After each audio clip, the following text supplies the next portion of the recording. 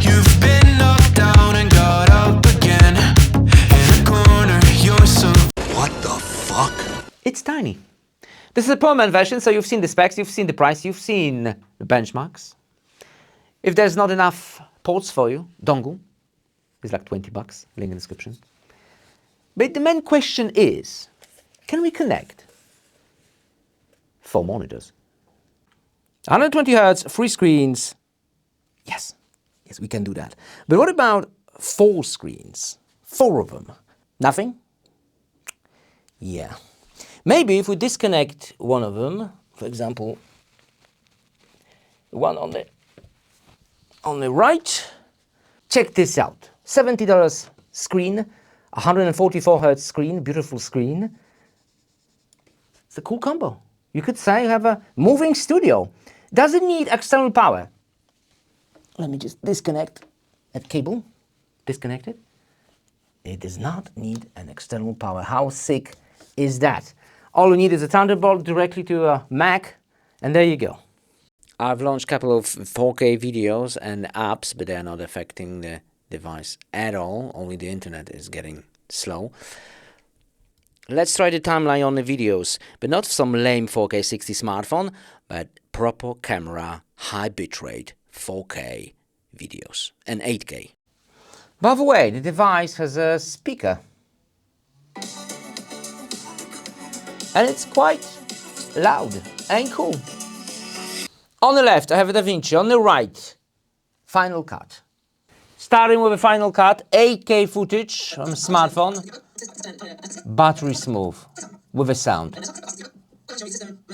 And when we move around, battery smooth, it goes all the way to 27%.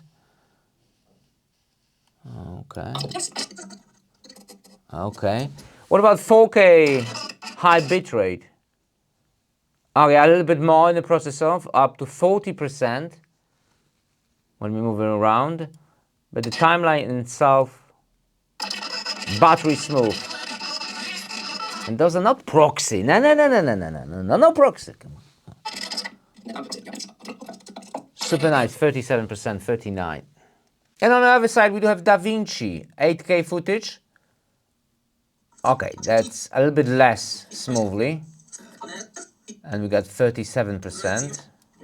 And when we move that footage, up to 76%. Look, 77 when we move it. Oh, it is a bit jittery, just a bit, but that's 8K.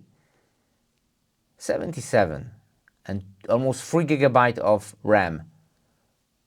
Just moving that timeline. All right.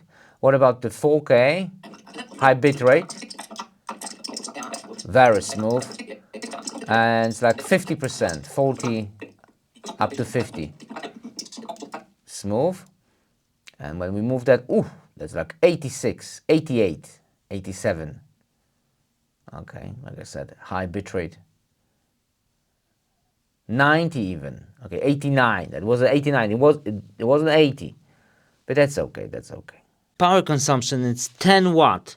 Meanwhile, my PC is on average 300 watt.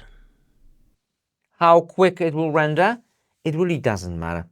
It's like making a beautiful painting and then bragging about how fast the paint will dry. Noise during the render? What noise? Let me show you how clever is the software, for example, if I want to render. They are not going to perform rendering at the same time. First will go the DaVinci and the other program will wait until... It seems like all the background apps are in a deep sleep and whatever you have on the front is active. So you have more screens, then the processor will suffer more. And it's so clever when you click on the background app, then it will immediately launch so fast that you won't even notice and you think it was active all the time, but it wasn't. That is a clever engineering. And it is cool because with such a system, even the not too powerful device could seem powerful. I wonder what will happen if someone installs Windows on such a device without that deep sleep extravaganza. Anyway, in the end, it works. It is very powerful, and whatever you throw on it, well, maybe if you have a 16K videos, raw 16K then maybe, but even an 8K was okay. So for editing, that is super cool. Link in the description. See you next video.